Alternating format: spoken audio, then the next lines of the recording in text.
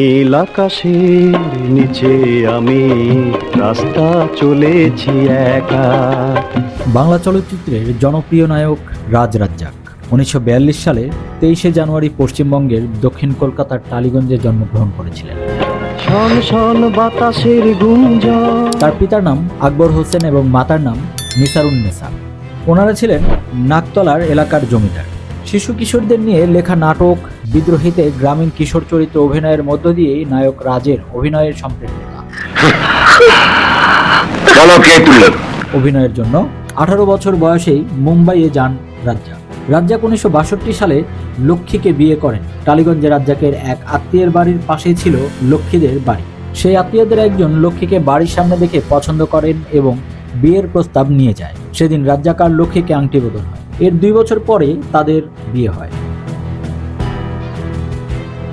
60-এর দশকের মাঝামাঝি সময়ে তিনি সালাউদ্দিন প্রোডাকশনসের 13 নম্বর ফেকু ওস্তাগার লেন এবং কার বউ, ডাকবাবু, আখেরি স্টেশন সহ আরও বেশ কয়েকটি চলচ্চিত্রে ছোট চরিত্রে অভিনয় করেছেন।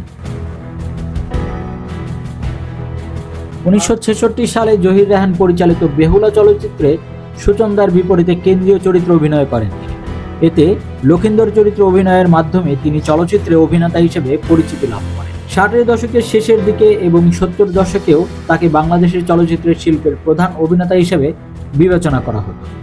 অভিনয় জীবনে তিনি ছিলেন বেহুলা, আগুন নিয়ে খেলা, এতটুকু আশা, নীল আকাশের নিচে, জীবন থেকে নেয়া, ওরা 11 জন, অবুঝ মন, রংবাজ, আলোর মিছিল, অশিক্ষিত, ছুটির ঘন্টা, বাবা কেন চাকর এবং বড় ভালো লোক ছিল সহ মোট 300টি বাংলা চলচ্চিত্রে অভিনয় করেছেন। এছাড়াও উর্দু ভাষার চলচ্চিত্র অভিনয়ের পাশাপাশি তিনি সব মিলিয়ে 16টি চলচ্চিত্রে পরিচালনা করেছেন। বাংলা চলচ্চিত্র পত্রিকা চিত্রালীর সম্পাদক আহমদ জামান চৌধুরী তাকে নায়ক রাজ উপাধি দিয়েছিলেন। 1915 সালে বাংলাদেশের সরকার সংস্কৃতিতে বিশেষ ভূমিকা রাখার জন্য তাকে স্বাধীনতা পুরস্কারে ভূষিত করে। 1976, 1978, 1982, 1984 এবং 1988 সালে তিনি মোট 5 বার শ্রেষ্ঠ অভিনেতার জন্য জাতীয় চলচ্চিত্র পুরস্কার লাভ করেন। 2013 সালে জাতীয় চলচ্চিত্র পুরস্কারে তাকে আজীবন সম্মাননা পুরস্কার প্রদান করা হয়।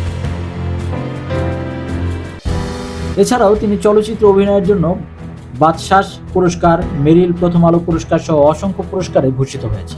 1984 সালে বাংলাদেশ চলচ্চিত্রের শিল্পী সমিতির প্রথম সভাপতি ছিলেন নায়ক রাজ রাজ্জাক। 2017 সালের 21শে আগস্ট 75 বছর বয়সে তিনি ঢাকায় মৃত্যুবরণ করেন।